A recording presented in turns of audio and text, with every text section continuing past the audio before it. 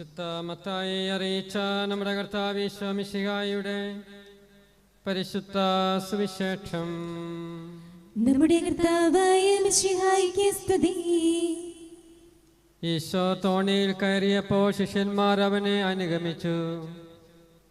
കടലിൽ ഉഗ്രമായ കൊടുങ്കാറ്റുണ്ടായി. തോണി മുങ്ങത്തക്ക വിധം തിരമാലകൾ ഉയർന്നു. അവൻ ഉറങ്ങുകയായിരുന്നു. ശിഷ്യന്മാരടുത്ത് ചെന്ന് അവനെ ഉണർത്തി അപേക്ഷിച്ചു, കർത്താവേ, രക്ഷിക്കണമേ, ഞങ്ങളിതാ നശിക്കുന്നു. അവൻ പറഞ്ഞു, അല്പവിശ്വാസികളെ, നിങ്ങൾ എന്തിന് ഭയപ്പെടുന്നു? അവൻ എഴുന്നേറ്റ് കാറ്റിനെയും കടലിനെയും ശാസിച്ചു. വലിയ ശാന്തതയുണ്ടായി. അവർ ആശ്ചര്യപ്പെട്ടു പറഞ്ഞു, ഇവനാര്? കാറ്റും കടലും പോലും ഇവനെ അനുസരിക്കുന്നല്ലോ. ഈശോ മറുകരെ ഗദരായരുടെ ദേശത്തെത്തിയപ്പോൾ ശവക്കല്ലറകളിൽ നിന്ന് ഇറങ്ങി വന്ന 2 പിശാചുബാധിതർ അവനെ കണ്ടുമുട്ടി. ആർക്കും ആ വഴി സഞ്ചരിക്കാൻ സാധിക്കാത്ത വിധം അവർ അപകടകാരികളായിരുന്നു. അവർ അട്ടഹസിച്ചു പറഞ്ഞു, ദൈവപുത്ര, ഞങ്ങൾക്കും നിനക്കുമെന്ത്? സമയത്തിന് മുമ്പ് ഞങ്ങളെ പീഡിപ്പിക്കുവാൻ നീ ഇവിടെ വന്നിരിക്കുന്നു. അവരിൽ നിന്ന് അല്പമകലെ വലിയൊരു പന്നിക്കൂട്ടം തീറ്റ തിന്നുന്നുണ്ടായിരുന്നു. പിശാചുക്കൾ അവനോട് അപേക്ഷിച്ചു, നീ ഞങ്ങളെ പുറത്താക്കുന്നെങ്കിൽ ആ പന്നിക്കൂട്ടത്തിലേക്ക് അയക്കണമേ. അവൻ പറഞ്ഞു, പൊയ്ക്കൊള്ളൂ. അവ പുറത്തു വന്ന പന്നികളിൽ പ്രവേശിച്ചു. പന്നിക്കൂട്ടം മുഴുവൻ കിഴുക്കാൻ തൂക്കായ ചരിവിലൂടെ പാഞ്ഞു ചെന്ന് കടലിൽ മുങ്ങിച്ചത്തു. പന്നിയെ തീറ്റുന്നവർ ഭയപ്പെട്ടു. പട്ടണത്തിലെത്തി എല്ലാ കാര്യങ്ങളും പിശാചുബാധിതർക്ക് സംഭവിച്ചതും അറിയിച്ചു. അപ്പോൾ പട്ടണം മുഴുവൻ ഈശോയെ കാണാൻ പുറപ്പെട്ടു വന്നു. അവരവനെ കണ്ടപ്പോൾ തങ്ങളുടെ അതിർത്തി വിട്ടുപോകണമേ എന്ന് അപേക്ഷിച്ചു. നമ്മുടെ കർത്താവായ മിശിഹായ്ക്ക് സ്തുതി.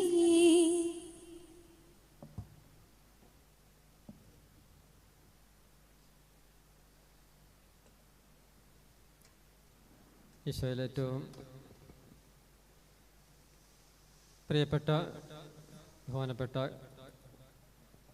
കീഴ്തടിയൂർ തീർത്ഥാടന കേന്ദ്രം പള്ളിയുടെ വികാരിയച്ച, പ്രിയ ബഹുമാനപ്പെട്ട അസിസ്റ്റന്റ് വികാരിയച്ചന്മാരെ, പരിശുദ്ധമായ റാസ കുർബാനയിൽ പ്രിയ ബഹുമാനപ്പെട്ട ആർച്ച് ഡീക്കൻ, മറ്റ് ബഹുമാനപ്പെട്ട അച്ഛന്മാരെ, ബഹുമാനപ്പെട്ട സിസ്റ്റേഴ്സ്, പ്രിയമുള്ള മാതാപിതാക്കന്മാരെ, സഹോദരി സഹോദരങ്ങളെ, വാത്സല്യമുള്ള കുട്ടികളെ,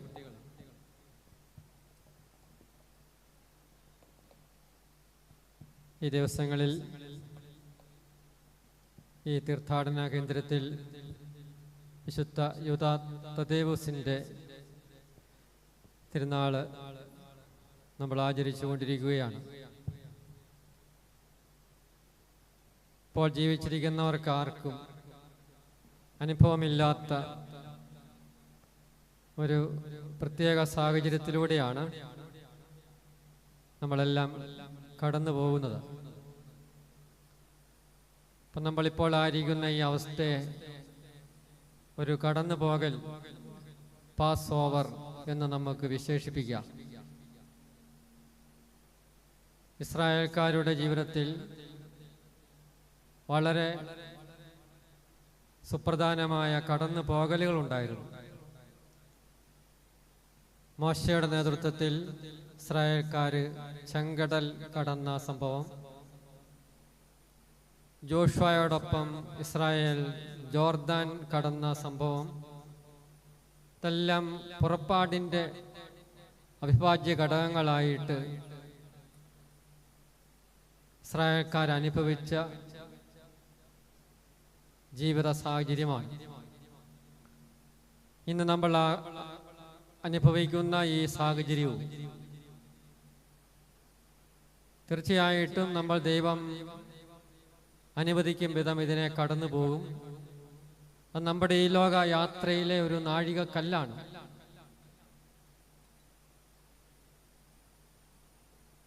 നമ്മൾ വായിച്ചു കേട്ട ഗലാത്യ ലേഖനം 6-ാം അധ്യായം 1 മുതൽ 10 വരെയുള്ള വചനങ്ങളിൽ വിശുദ്ധ പൗലോസ്ലീഹ ഗലാത്യയിലെ സഭയെ അനുസ്മരിപ്പിക്കുന്നത് പരസ്പരം ഭാരം വഹിക്കാനാണ്. പരസ്പരം ഭാരങ്ങൾ വഹിച്ചുകൊണ്ട് മിശിഹായുടെ സ്നേഹത്തിൻ്റെ നിയമം പൂർത്തിയാക്കുകയും, ഇതാണ്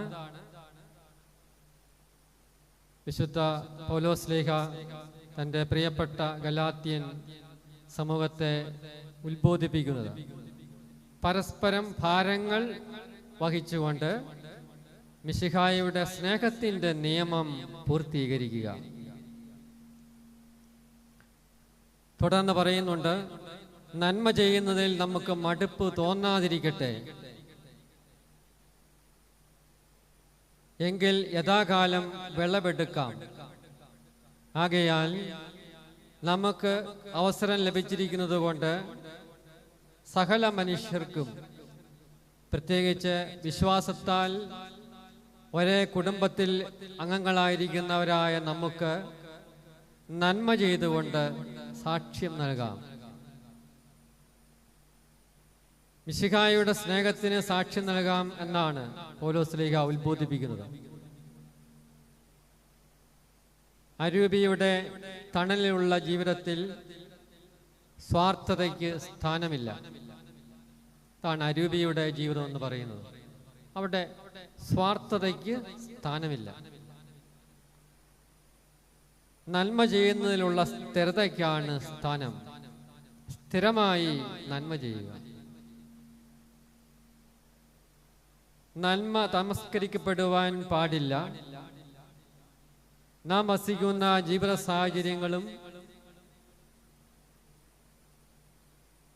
അവസ്ഥകളുമെല്ലാം തിന്മയ്ക്ക് കൂടുതൽ പ്രചാരം കിട്ടുന്നുണ്ടോ എന്ന് വിലയിരുത്തേണ്ട ഒരു അവസരവും കൂടിയാണ്. നന്മ അറിയപ്പെടാതെ പോകുകയും തിന്മയെല്ലാം വളരെയേറെ പ്രചാരം കിട്ടുകയും ചെയ്യുന്ന അപകടകരമായ ഒരു സാഹചര്യത്തെ നമ്മൾ നേരിടുന്നുണ്ട്. അതുകൊണ്ടാണ് പൗലോസ്ലീഹ ഉത്ബോധിപ്പിക്കുന്നത്, പരസ്പരം ഭാരങ്ങൾ വഹിച്ചുകൊണ്ട് മിശിഹായുടെ സ്നേഹത്തിൻ്റെ നിയമം പൂർത്തീകരിക്കുക. നമ്മുടെ കുട്ടികൾ സാമൂഹ്യ മാധ്യമങ്ങളെല്ലാം തുറക്കുമ്പോൾ എന്താണ് അവർ കാണുന്നത്, കേൾക്കുന്നത്? വിശ്വാസപരമായ പക്വത വരാത്ത പ്രായത്തിലും സമയത്തിലും കാണുന്നതും കേൾക്കുന്നതും മനുഷ്യനെ സ്വാധീനിക്കും. പ്രായത്തിലും സമയത്തിലുമൊക്കെ സ്വാധീനിക്കുന്ന ചില ഘടകങ്ങളാണ്. അതുകൊണ്ടാണ് കുട്ടികളുടെ മുമ്പിൽ നല്ലത് പറയാനും അവർ നല്ലത് കേട്ട് വളരാനുമൊക്കെ ഒരു സാഹചര്യം വീടുകളിലുണ്ടാകണം, നാട്ടിലുണ്ടാകണം, അവർ വളരുന്ന കലാലയങ്ങളിലുണ്ടാവണം എന്നെല്ലാം സമൂഹത്തെ നിരീക്ഷിക്കുന്നവര്, നന്മ ആഗ്രഹിക്കുന്നവർ പറയുന്നതിൻ്റെ കാരണം അതാണ്. ഒറ്റപ്പെട്ട കാര്യങ്ങൾ എല്ലാ കാലത്തും സംഭവിക്കുന്നുണ്ട്. അതിനെ സാമാന്യവൽക്കരിക്കപ്പെടുവാൻ ഇടയാകുന്ന വിധത്തിൽ ഉള്ള പ്രചരണങ്ങൾ അപകടകരമാണ്.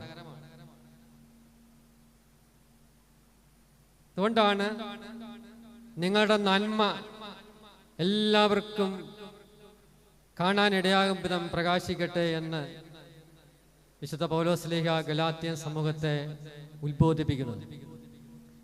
വിശുദ്ധ മത്തായിയുടെ സുവിശേഷം 5-ാം അധ്യായം 15-16 വചനങ്ങൾ പ്രകാരമാണ്, വിളക്ക് കൊളുത്തി ആരും പറയുടെ കീഴിൽ വയ്ക്കാറില്ല, പീഠത്തിന്മേലാണ് വയ്ക്കുക. അപ്പോൾ അത് ഭവനത്തിലുള്ള എല്ലാവർക്കും പ്രകാശം നൽകുന്നു.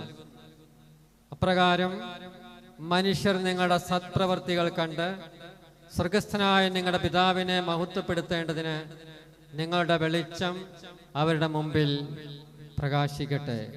മനോഹരമായിട്ടാണ് ഈശോ പറയുന്നത് തൻ്റെ ശിഷ്യന്മാരോട്. നിങ്ങളുടെ സത്പ്രവൃത്തികൾ കണ്ട് സ്വർഗസ്ഥനായ പിതാവിനെ മഹത്വപ്പെടുത്തേണ്ടതിന് നിങ്ങളുടെ വെളിച്ചം അവരുടെ മുമ്പിൽ, ലോകത്തിന്റെ മുമ്പിൽ പ്രകാശിക്കട്ടെ.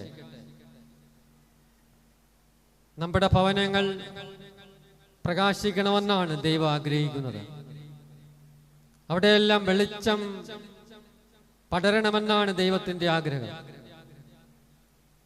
വിശ്വാസികളായ നമ്മെ സംബന്ധിച്ച് ഈ ലോകത്തിൽ പ്രത്യേകമായിട്ട്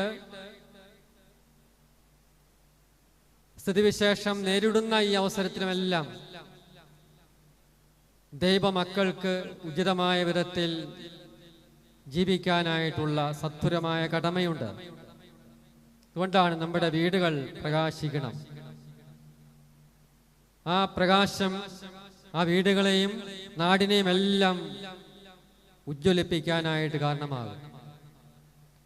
അങ്ങനെ നന്മയുടെ പ്രകാശം ഉള്ള ഭവനങ്ങളായിരുന്നു നമ്മുടെ നാട്ടിൽ. അതാണ് നമ്മുടെ നാടിൻ്റെ ഐശ്വര്യം എന്ന് പറയുന്നത്. എന്താണ് പ്രകാശിക്കുന്ന ഭവനങ്ങളുടെ എല്ലാം വിവിധങ്ങളായ സ്വഭാവങ്ങൾ? വല്യമ്മയും വല്യപ്പച്ചനും അപ്പനും അമ്മയും മക്കളുമെല്ലാം സന്തോഷത്തോടെ വീട്ടിൽ കഴിയുന്നു. വാർദ്ധക്യത്തിൽ മാതാപിതാക്കന്മാരെ മക്കൾ സംരക്ഷിക്കുന്നു. വീട്ടിലുള്ളവർക്കെല്ലാം ഭക്ഷണം തയ്യാറാക്കി വിളമ്പിക്കൊടുത്ത് മിച്ചം വലുതുമുണ്ടെങ്കിൽ അത് സന്തോഷത്തോടെ ഭക്ഷിച്ച് ജീവിക്കുന്ന അമ്മമാര്, പ്രഭാതത്തിൽ പരിശുദ്ധ കുർബാന അർപ്പിച്ച് പ്രാർത്ഥിച്ച് ജീവിതം ആരംഭിക്കുന്ന മാതാപിതാക്കന്മാര്, രാവിലെ മുതൽ സായാഹ്നം വരെ കൃഷിയിടങ്ങളിൽ അധ്വാനിച്ച് കുടുംബത്തിന് സാമ്പത്തിക സുസ്ഥിതി പകരുന്ന കർഷക പിതാക്കന്മാര്, തങ്ങൾക്ക് വിദ്യാഭ്യാസം ലഭിച്ചില്ലെങ്കിലും മക്കൾക്ക് ഏറ്റവും നല്ല വിദ്യാഭ്യാസം നൽകണമെന്ന് ത്യാഗപൂർവം ആഗ്രഹിച്ച് കഷ്ടപ്പെടുന്ന മാതാപിതാക്കന്മാര്, ഉള്ളതുകൊണ്ട് സന്തോഷമായി തൃപ്തിയായി പങ്കിട്ട് ജീവിക്കുന്ന കുടുംബങ്ങൾ, ജോലിയുള്ളതുകൊണ്ട് പ്രഭാതത്തിൽ ഉണർന്ന് വീട്ടുജോലികളെല്ലാം ഒന്നിച്ച് ചെയ്ത് കുട്ടികളുടെയും മാതാപിതാക്കളുടെയും കാര്യങ്ങളെല്ലാം നിറവേറ്റി ജോലിക്ക് പോവുകയും തിരിച്ചു വന്ന് ഒന്നിച്ച് കുടുംബജോലികൾ ചെയ്യുകയും ചെയ്യുന്ന ദമ്പതികൾ, തങ്ങൾക്കുള്ളതിൻ്റെ ഒരു വിഹിതം ദരിദ്രർക്ക് നൽകണമെന്ന് ബോധ്യപ്പെട്ട് ജീവിക്കുന്ന കുടുംബങ്ങൾ, ദൈവിക ശുശ്രൂഷയ്ക്കായി മക്കളെ പരിശീലിപ്പിക്കുകയും സമർപ്പിത ജീവിതത്തിനായിട്ട് അവരെ അയക്കുകയും ചെയ്യുന്ന കുടുംബങ്ങൾ, കുടുംബങ്ങളിൽ സ്ത്രീകളെയും പെൺകുട്ടികളെയും കരുതലോടെ സംരക്ഷിക്കുന്ന കുടുംബാംഗങ്ങൾ, കുടുംബങ്ങളിൽ സഹായ ജോലികൾ ചെയ്യുന്ന എളിയവരായ സഹോദരങ്ങളെ കുടുംബാംഗങ്ങൾ പോലെ കരുതി പരിഗണിക്കുന്ന മനോഭാവം പുലർത്തുന്ന കുടുംബാംഗങ്ങൾ, ഒന്നിച്ച് സായാഹ്നത്തിൽ കുടുംബ പ്രാർത്ഥന അർപ്പിക്കുന്ന കുടുംബാംഗങ്ങൾ, ഇങ്ങനെയുള്ള നല്ല അനുഭവങ്ങൾ പകരുന്ന കുടുംബങ്ങളാണല്ലോ പ്രകാശിക്കുന്ന കുടുംബങ്ങൾ. ഇങ്ങനെ പ്രകാശിക്കുന്ന കുടുംബങ്ങളിൽ നിന്ന് പുറത്തേക്കിറങ്ങുന്ന വ്യക്തികളാണ് പ്രകാശം ചൊരിയുന്നത്. ഈ പ്രകാശമാണ് ഈശോ പറയുന്നത് ലോകം കണ്ട് ദൈവത്തെ മഹത്വപ്പെടുത്തുവാൻ ഇടയാകണം എന്ന് ആഗ്രഹിക്കുന്നത്. അങ്ങനെ പരസ്പരം ഭാരം വഹിച്ചുകൊണ്ട് മിശിഹായുടെ സ്നേഹത്തിന്റെ നിയമം പൂർത്തിയാക്കുവാൻ വിശുദ്ധ പൗലോസ്ലീഹ ഗലാത്യൻ സമൂഹത്തെ ആഹ്വാനം ചെയ്യുന്നത് വളരെ പ്രധാനമായിട്ടുള്ള ആത്മീയ ഉപദേശം തന്നെയാണ്. ഒരു കുഞ്ഞ് അമ്മയുടെ ഉദരത്തിൽ ഉരുവാകുന്ന നിമിഷം മുതൽ ആ ശിശുവിന് മാനസിക വൈകാരിക തലങ്ങളെ സമ്പന്നമാക്കുവാൻ ഇടയാകുന്ന അനുഭവങ്ങളാവണം കുടുംബം മുഴുവനും നൽകേണ്ടത്. അങ്ങനെ ആത്മീയമായൊരു അഭിഷേകം എല്ലാ കുഞ്ഞുങ്ങൾക്കും ലഭിക്കാൻ ഇടയാകണം. സദ്വികാരങ്ങളുടെ സാന്നിധ്യത്തിലാവണം ഒരു കുഞ്ഞ് അമ്മയുടെ ഉദരത്തിൽ വളരുന്നതും തുടർന്ന് ജനിക്കുന്നതും ബാല്യകാലം പിന്നിടുന്നതുമെല്ലാം.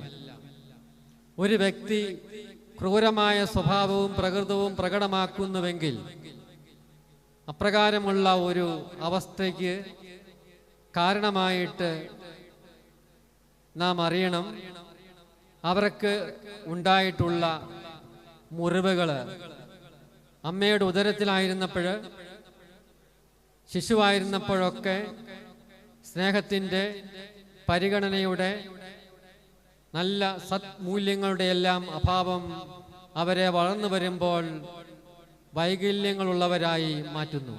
അതുകൊണ്ടാണ് കുഞ്ഞുങ്ങൾക്ക് സമാധാനം, സ്നേഹം, കരുതൽ, വാത്സല്യം, പരിഗണന, സന്തോഷം, പ്രോത്സാഹനം, ആദരവ് ഇവയെല്ലാം സമൃദ്ധമായി ലഭിക്കുന്ന അവസ്ഥ എല്ലാ കുടുംബങ്ങളിലും സംജാതമാകണം.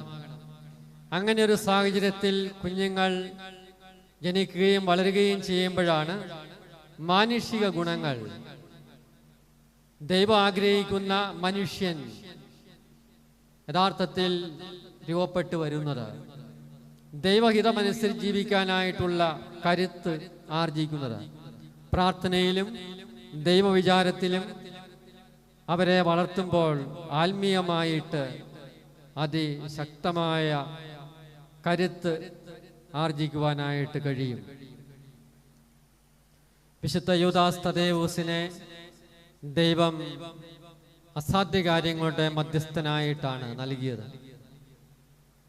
അദ്ദേഹത്തിൻ്റെ പേരുകാരനായ യൂദാസ് കറിയോത്തയേക്കാൾ യൂദാ തദേവൂസ് അറിയപ്പെടണം എന്നത് ദൈവത്തിൻ്റെ നിശ്ചയമായിരുന്നു. യൂദാസ് കറിയോത്ത ദുഷ്കർമ്മങ്ങൾ വഴി തൻ്റെ ജീവിതത്തെ ദൈവഹിതത്തിനെതിരാക്കിയപ്പോൾ അവന് പ്രചാരമുണ്ടായി. എന്നാൽ അതിനെ ഉല്ലംഘിക്കുന്ന പ്രചാരം സത്പ്രവൃത്തികളുടെ വിളനിലമായി തദേവൂസിലൂടെ ഉണ്ടാകണമെന്നുള്ള ദൈവത്തിൻ്റെ ആഗ്രഹമാണ് അസാധ്യ കാര്യങ്ങളുടെ മധ്യസ്ഥനായി നിയോഗിക്കപ്പെടാൻ അദ്ദേഹത്തിന് കാരണമായി ഭവിക്കുന്നത്. അപ്പം ദൈവത്തിൻ്റെ ആഗ്രഹമാണ് നന്മയുടെ പ്രകാശനം, നല്ല കാര്യങ്ങളാവണം നമ്മുടെ മുമ്പിൽ കാണാനും കേൾക്കാനും ഒക്കെ ഇടയാവേണ്ടത്. തെറ്റായ കാര്യങ്ങൾ തിരുത്തപ്പെടുകയും അവയ്ക്ക് അർഹിക്കുന്ന പ്രാധാന്യം മാത്രം കിട്ടുകയും ചെയ്യുന്ന അവസ്ഥയാവണം നമ്മുടെ ജീവിത സാഹചര്യങ്ങളിൽ ലഭിക്കേണ്ടത്. അത് മനുഷ്യനെ സ്വാധീനിക്കാൻ ഇടയാകുന്ന വിധത്തിൽ സാമാന്യവൽക്കരിക്കപ്പെടുവാൻ ഇടയാകുന്ന സ്ഥിതിവിശേഷം ഇന്ന് അപകടകരമായിട്ട് രൂപപ്പെട്ടുകൊണ്ടിരിക്കുന്നു. അതിനെതിരെയുള്ള ഒരു ജാഗ്രത വിശുദ്ധനായ യൂദാസ് തദേവൂസ് നമുക്ക് നൽകുന്നുണ്ട്. അദ്ദേഹം നന്മയുടെ എല്ലാ അനുഭവവും വിശ്വാസ സമൂഹത്തിന് സമൃദ്ധമായി നൽകിക്കൊണ്ട് ദൈവത്തിൻ്റെ ഹിതം നിറവേറ്റി നമുക്കെല്ലാം ദൈവാനുഭവം നകരുന്നു. നാം വായിച്ചു കേട്ട വിശുദ്ധ സുവിശേഷം വിശുദ്ധ മത്തായി സുവിശേഷകന്റേതാണ്. ഈശോ ചെയ്യുന്ന 2 അത്ഭുതങ്ങളാണ്. കൊടുങ്കാറ്റിനെ ശാന്തമാക്കുന്നു, പിശാചു ബാധിതനെ സുഖപ്പെടുത്തുന്നു. ദൈവത്തിന് മാത്രം സാധിക്കുന്ന കാര്യങ്ങളാണ്. പ്രപഞ്ച ശക്തികളെ നിയന്ത്രിക്കുക, സാത്താനും അവന്റെ ശക്തിയെയും നിഷ്പ്രഭമാക്കുക. ഈ പ്രപഞ്ചം സൃഷ്ടിയുടെ ആരംഭത്തിൽ കേട്ട ശബ്ദം ഉണ്ടാകട്ടെ എന്നാണ്. എല്ലാം ഉണ്ടായത് വചനത്തിൽ നിന്നാണ്. വിശുദ്ധ യോഹന്നാൻ സുവിശേഷകൻ തുടങ്ങുന്നത് അങ്ങനെയാണല്ലോ. ആദിയിൽ വചനം ഉണ്ടായിരുന്നു, വചനം ദൈവത്തോടു കൂടെയായിരുന്നു, ദൈവമായിരുന്നു ആ വചനം. എല്ലാം അവൻ വഴി ഉണ്ടായി, ഒന്നും അവനെ കൂടാതെ ഉണ്ടായിട്ടില്ല. അപ്പൊ എല്ലാം ഉണ്ടായത് വചനം വഴിയാണ്. ഈ ശബ്ദമാണ് ശിഷ്യന്മാര് കാറ്റും കോളും ഉണ്ടായപ്പോൾ ഈശോയെ സമീപിച്ച് പറയുമ്പോൾ ആ ശബ്ദം തന്നെയാണ് കാറ്റിനെയും കടലിനെയും ശാന്തമാക്കിയത്. സൃഷ്ടിയുടെ ആരംഭത്തിൽ കേട്ട ഉണ്ടാകട്ടെ എന്ന ശബ്ദം കാറ്റിനെയും കടലിനെയും ശാസിച്ചപ്പോൾ ശാന്തമായി കാറ്റും കടലും. കാരണം എല്ലാം നിയന്ത്രിക്കുന്നവൻ ഒരുവൻ മാത്രം, അത് ദൈവമാണ്. നമ്മളിപ്പോൾ ഒരു മഹാമാരിയുടെ പശ്ചാത്തലത്തിലാണ്. അതിസൂക്ഷ്മ ജീവികൾ, വൈറസുകൾ ഏതാണ്ട് 12 ലക്ഷത്തോളം ജീവൻ അപഹരിച്ചു കഴിഞ്ഞു. കോടിക്കണക്കിന് ജനങ്ങളെ രോഗികളാക്കി മാറ്റി. ഈ പ്രപഞ്ച സംവിധാനത്തിൽ ദൈവത്തിന്റെ ക്രമീകരണത്തിന്റെ ഭാഗമാണ് വൈറസുകൾ, അതിസൂക്ഷ്മ ജീവികൾ. അവയ്ക്ക് അവയുടേതായിട്ടുള്ള ധർമ്മമുണ്ട്. എന്നാൽ പൊതുവായിട്ട് പ്രകൃതിയില്, പ്രപഞ്ചത്തിലുള്ള ദൈവിക ക്രമങ്ങൾക്ക് ഭംഗമുണ്ടായപ്പോൾ സംഭവിച്ചിരിക്കുന്ന അസന്തുലിതാവസ്ഥയുടെ ഫലമായി അപകടകാരികളായ വൈറസുകൾക്ക് മേൽക്കോയ്മ കിട്ടി എന്നുള്ളതാണ് ഇന്ന് നമ്മൾ നേരിടുന്ന സ്ഥിതിവിശേഷം. ഇതെല്ലാം ഒരു ബാലൻസിങ് ആവശ്യമാണ്. നമ്മുടെ പ്രപഞ്ചത്തില് ഈ അതിസൂക്ഷ്മ ജീവികൾക്കെല്ലാം അവരുടേതായിട്ടുള്ള ധർമ്മമുണ്ട്. മനുഷ്യനെ കാര്യം മാത്രമെടുത്താൽ മനുഷ്യന് ഉപകാരികളായിട്ടുള്ള വൈറസുകളുണ്ട്, അപകടകാരികളായിട്ടുള്ള വൈറസുകളുമുണ്ട്. ഇതെല്ലാം തമ്മിലൊരു സന്തുലിതാവസ്ഥ നിലനിൽക്കുകയാണ്. അവയ്ക്ക് ഭംഗമുണ്ടായാൽ കാര്യങ്ങളെല്ലാം മാറിമറിയുന്ന സ്ഥിതിവിശേഷമുണ്ടാകും. ഈ അവസ്ഥയെ നേരിടാൻ ദൈവത്തിൻ്റെ ശക്തി മാത്രമാണ് നമുക്ക് മുമ്പിലുള്ളത്. ഈ മഹാവ്യാധിയും കടന്നു പോകും. ഇസ്രായേൽക്കാര് ചെങ്കടൽ കടന്ന പോലെ, ജോർദാൻ കടന്ന പോലെ മനുഷ്യകുലം ഈ മഹാമാരിയും കടന്നു പോകും. ദൈവത്തിൻ്റെ ശക്തിയാല് ഇതിനെയും അതിജീവിച്ചുകൊണ്ട് ഇനിയും മനുഷ്യകുലം മുന്നോട്ട് പോകും. നമ്മളെല്ലാം മുന്നോട്ട് പോകുന്നത് ദൈവം നമ്മെ കൊണ്ടുപോകും. ഇസ്രായേലിനെ ദൈവമാണ് ചെങ്കടൽ കടത്തിയത്, ജോർദാൻ കടത്തിയത്. ഈ മഹാവ്യാധിയെയും മഹാമാരിയെയും എല്ലാം കടന്നു പോകാൻ ദൈവം മനുഷ്യന് ശക്തിയാകും. ദൈവത്തിലാണ് അഭയം പ്രാപിക്കാനായിട്ട് സാധിക്കേണ്ടത്.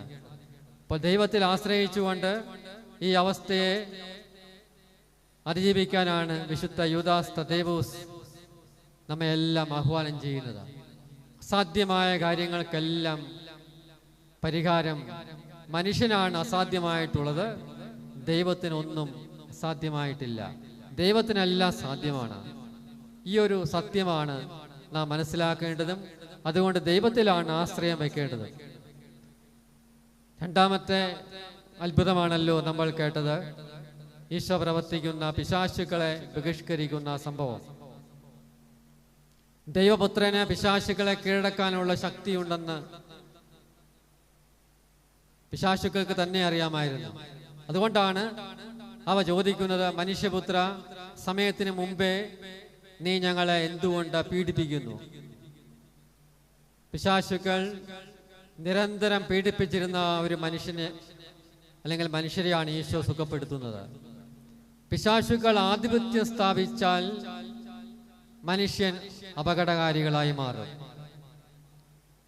ഒരു നന്മയും ചെയ്യാനാവാത്ത വിധം മനുഷ്യൻ ദുഷ്ടരാകും. ഈ സ്ഥിതിയിൽ നിന്ന് മനുഷ്യനെ മോചിപ്പിക്കാൻ ദൈവപുത്രനായ ഈശോ മിശിഹായിക്ക് മാത്രമേ സാധിക്കൂ. ഇവിടെയാണ് വിശുദ്ധ യൂദാസ് തദ്ദേവൂസ് നമുക്ക് മാതൃക നൽകുന്നത്. സാത്താന് പ്രവർത്തിക്കാൻ നമ്മുടെ ജീവിതം ഒരു അവസരമുണ്ടാക്കാൻ ഇടയാകരുത്. ഇത് നമ്മുടെ എല്ലാം ആഗ്രഹവും പ്രാർത്ഥനയുമായിരിക്കണം. യൂദാസ് കറിയോത്തായ്ക്ക് സംഭവിച്ചത് സാത്താന് പ്രവർത്തിക്കാനുള്ള സ്ഥലം അവന്റെ ജീവിതത്തിൽ അവൻ്റെ ഉള്ളിൽ ഉണ്ടായി എന്നുള്ളതാണ്. സാത്താന് ഒരു സ്പേസ് ഉണ്ടായി യൂദാസ് കറിയോത്തായുടെ ജീവിതത്തിൽ. അതുകൊണ്ടാണ് അവൻ ദുഷ്ടനായി മാറുന്നത്. വിശുദ്ധ യൂദാസ് തദേവൂസ് നമ്മോട് പറയുന്നത്, ദൈവത്തിന് സ്പേസ് ഉണ്ടാവണം നമ്മുടെ ഹൃദയത്തില്, ജീവിതത്തില്. അപ്പോഴാണ് നന്മയുടെ ഒരു പ്രകാശനം നേടാനായിട്ട് നമുക്കെല്ലാം സാധിക്കുന്നത്. കർത്താവായ ഈശോ നമ്മിൽ പ്രവർത്തിക്കുവാനുള്ള വലിയ കൃപയ്ക്കായിട്ടാണ് ഈ ദിവസങ്ങളിൽ പ്രത്യേകമായി നമ്മൾ പ്രാർത്ഥിക്കേണ്ടത്. സമകാലിക യുഗത്തിൽ ഏറ്റവും ജനകീയനായ ഒരു വിശുദ്ധനാണ് യൂദാസ് തദേവൂസ്.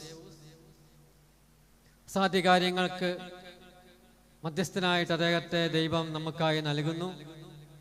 ധാരാളം സൗഖ്യം അദ്ദേഹത്തിലൂടെ ഭക്തജനങ്ങളെല്ലാം പ്രാപിക്കുന്നുണ്ട്. ഇവിടെയെല്ലാം ഈശോ കൊടുക്കുന്ന നിർദ്ദേശം, ഈശോയുടെ സൗഖ്യം നൽകുന്ന അവസരങ്ങളിലെല്ലാം ഈശോ പറയുന്നുണ്ട്, ഭയപ്പെടേണ്ട, വിശ്വസിക്കുക മാത്രം ചെയ്താൽ നീ സൗഖ്യം പ്രാപിക്കും, അല്ലെങ്കിൽ നിന്റെ മകൾ അല്ലെങ്കിൽ മകൻ ജീവിക്കും. ഇതാണ് ഈശോ തന്നെ സമീപിച്ചവരോടെല്ലാം പറയുന്നത്. ഭയപ്പെടേണ്ട, വിശ്വസിക്കുക മാത്രം ചെയ്താൽ മതി. അപ്പോൾ ഈ മഹാമാരിയുടെ അവസരത്തിലും ഈ ഒരു വചനമാണ് നമ്മൾ കേൾക്കേണ്ടത്. ഭയപ്പെടാതിരിക്കുക, വിശ്വസിച്ചാൽ മാത്രം മതി, നിനക്ക് സുഖമുണ്ടാകും, സൗഖ്യമുണ്ടാകും. ഈ അവസ്ഥയൊക്കെ അതിജീവിക്കാനായിട്ട് നിനക്ക് സാധിക്കും. ഈ സത്യം തന്നെയാണ് യൂദാസ് തദേവൂസും നമ്മെ പഠിപ്പിക്കുന്നത്. പിതാവയച്ച പുത്രനായ ഈശോ മിശിഹായിൽ വിശ്വസിക്കുക. ഒട്ടകത്തെ സൂചിക്കുഴയിലൂടെ കടത്തിയ ഒരു അത്ഭുതം വിശുദ്ധ യൂദാ സ്ലീഹായുടെ ജീവിതവുമായി ബന്ധപ്പെട്ട ഒരു പാരമ്പര്യം നിലനിൽക്കുന്നുണ്ട്. ഒട്ടകത്തെ സൂചിക്കുഴയിലൂടെ കടത്തുക എന്നുള്ളത് സാധ്യമായൊരു കാര്യമാണ്. എന്നാൽ വിശുദ്ധന്റെ പ്രാർത്ഥനയുടെ ഫലമായി അവിടെ കൂടിയിരുന്ന ജനങ്ങളുടെ മുമ്പിൽ ഒട്ടകം സൂചിക്കുഴയിലൂടെ കടങ്ങുന്ന വലിയൊരു സംഭവം ഉണ്ടായി എന്നുള്ളതാണ് അനുഭവസ്ഥർ പറയുന്നത്. ഇത് കണ്ട ജനങ്ങൾ വിളിച്ചു പറഞ്ഞു, യൂദായുടെ ദൈവത്തെയാണ് ഞങ്ങൾ കണ്ടത്, ആ ദൈവമാണ് യഥാർത്ഥ ദൈവം. അപ്പോൾ ഈ അത്ഭുതം കണ്ടവർ പറഞ്ഞു, യൂദായുടെ ദൈവമാണ് യഥാർത്ഥ ദൈവം, സത്യദൈവം, ഞങ്ങൾ അത് കണ്ട് ബോധ്യപ്പെട്ടിരിക്കുന്നു.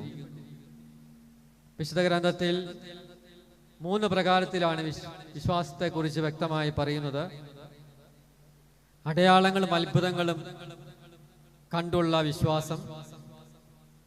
രണ്ടാമത്തേത് ശ്ലൈഹിക വിശ്വാസമാണ്, ഉത്ഥാനം ചെയ്ത ഈശോയെ കണ്ട സ്ലീഹന്മാരുടെ വിശ്വാസമാണ്. മൂന്നാമത്തേതാണ് നമ്മുടെ എല്ലാം വിശ്വാസം, സഭയുടെ വിശ്വാസമാണ്. ഈശോ പറയുന്ന കാണാതെ വിശ്വസിക്കുന്നവർ ഭാഗ്യവാന്മാർ എന്നുള്ള ആ തലത്തിലാണ് നമ്മുടെ എല്ലാം വിശ്വാസം. എബ്രായ ലേഖനം 11-ാം അധ്യായം വിശ്വാസത്തിന്റെ മനോഹരമായൊരു വിവരണമാണ്. ദൈവത്തിന്റെ വചനത്താൽ ലോകം സൃഷ്ടിക്കപ്പെട്ടെന്നും കാണപ്പെടുന്നവ കാണപ്പെടാത്തവയിൽ നിന്നുണ്ടായി എന്നും വിശ്വാസം മൂലം നാം അറിയുന്നു. വിശ്വാസം മൂലമാണ് നമ്മുടെ പൂർവ്വപിതാക്കന്മാരെല്ലാം നീതീകരിക്കപ്പെട്ടത്. അത് കൃത്യമായിട്ട് എബ്രായ ലേഖനം പറയുന്നുണ്ട്. വിശ്വാസം മൂലം ആബേൽ കായനേക്കാൾ ശ്രേഷ്ഠമായ ബലി അർപ്പിച്ചു. വിശ്വാസം മൂലം ഹെനോക്ക് മരണം കാണാതെ സ്വർഗത്തിലേക്ക് സംഭവിക്കപ്പെട്ടു. വിശ്വാസം മൂലം നോഹ അന്ന് വരെ കേട്ടിട്ടില്ലാത്ത പ്രളയത്തിൽ നിന്ന് രക്ഷ നേടുവാൻ പെട്ടകം പണിതു.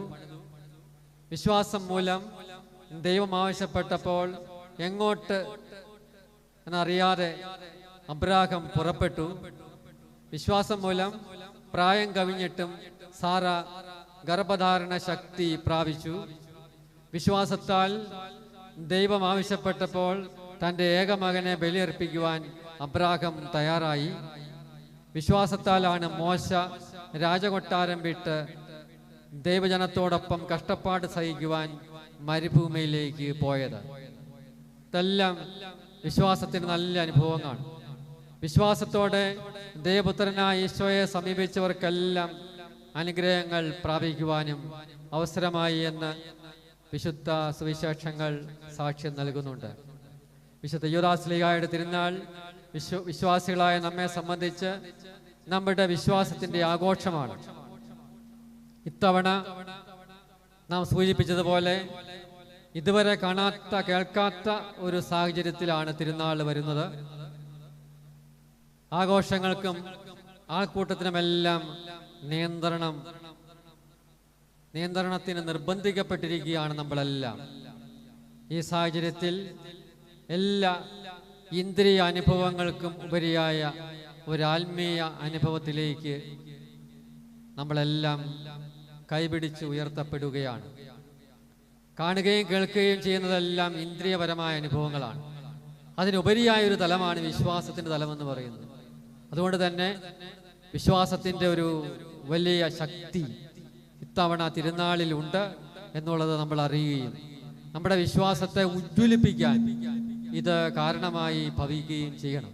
അതാണ് വിശുദ്ധ യൂദാസ് തദേവൂസ് നമ്മെ പ്രത്യേകമായിട്ട് ഓർമ്മിപ്പിക്കുന്നത്. നമുക്കെല്ലാം പ്രാർത്ഥിക്കാം. ഈ മഹാമാരിയുടെ തലത്തിൽ കർത്താവായ ഈശോയെ വിളിച്ച് പ്രാർത്ഥിക്കാം. അവിടെ നിന്നാണ് എല്ലാം നിയന്ത്രിക്കുന്നവൻ. അപ്പോൾ അവിടത്തോട് പ്രാർത്ഥിക്കുമ്പോൾ അവിടുത്തെ സ്വരം കേൾക്കാൻ നമുക്ക് സാധിക്കും. ഭയപ്പെടേണ്ട, എല്ലാ അവസരങ്ങളിലും ഈശോ പറയുന്നുണ്ട്, ഭയപ്പെടേണ്ട, വിശ്വസിച്ചാൽ മാത്രം മതി, സൗഖ്യം കിട്ടും, ജീവിക്കും. ഈ വചനങ്ങൾ ആശ്രയിച്ചുകൊണ്ട് ജീവിക്കാനായിട്ട് നമുക്ക് പ്രാർത്ഥിക്കാം. അനേകം നമ്മുടെ സഹോദരങ്ങൾ പല സാഹചര്യങ്ങളിലൂടെ ഞെരുങ്ങുന്ന, വേദനിക്കുന്ന, കഷ്ടപ്പെടുന്ന, അവരുടെ ഹൃദയം നീറുന്ന അവസരങ്ങളിലൂടെ എല്ലാം കടന്നു പോവുകയാണ്. നമുക്ക് ഈ അവസരത്തിൽ തീഷ്ണമായി പ്രാർത്ഥിക്കാം. എല്ലാവർക്കും വേണ്ടി, ലോകം മുഴുവനും വേണ്ടി ഈ സാഹചര്യങ്ങളെല്ലാം അതിജീവിച്ചുകൊണ്ട് സൗഖ്യത്തിൻ്റെ യുഗം പിറക്കാൻ, ദൈവത്തിൻ്റെ രാജ്യം പ്രബലപ്പെടുവാൻ, നന്മയുടെ പ്രകാശനമുണ്ടാകാൻ, എല്ലാവരും നന്മ കണ്ട് അത് ആഘോഷിക്കാനിടയാകുന്ന ഒരു ജീവിതക്രമം നമുക്ക് പ്രാർത്ഥിക്കാം. അതിനെ വിശുദ്ധ യൂദാസ് തദേവൂസിന്റെ മാധ്യസ്ഥ്യം അപേക്ഷിക്കാം. നമ്മുടെ ഈ തിരുനാളിൽ ഈ COVID-19 കാലഘട്ടത്തിൽ കോവിഡ് പ്രോട്ടോക്കോളെല്ലാം പാലിച്ച് ഇവിടെ മനോഹരമായി വളരെ ഭംഗിയായിട്ട് തിരുക്കർമ്മങ്ങളെല്ലാം ക്രമീകരിക്കപ്പെട്ടിരിക്കുന്നു. ഇനിയുള്ള ദിവസങ്ങളിലും അങ്ങനെ തന്നെ എല്ലാം ക്രമീകരിക്കുന്നു. ബഹുമാനപ്പെട്ട വികാരി അച്ഛനെയും അസിസ്റ്റന്റ് അച്ഛന്മാരെയും സന്യസ്തരെയും കൈക്കാരന്മാരെയും കമ്മിറ്റിക്കാരെയും മറ്റെല്ലാവരെയും ഈ തിരുനാള് ഭംഗിയാക്കുവാൻ സഹായിക്കുകയും അതിനോട് എല്ലാ സഹകരണങ്ങളും നൽകുകയും ചെയ്യുന്നവരെ പ്രത്യേകമായിട്ട് ഓർത്ത് നന്ദി പറയുന്നു. ദൈവം എല്ലാവരെയും സമർത്ഥമായി അനുഗ്രഹിക്കട്ടെ. ആമേൻ.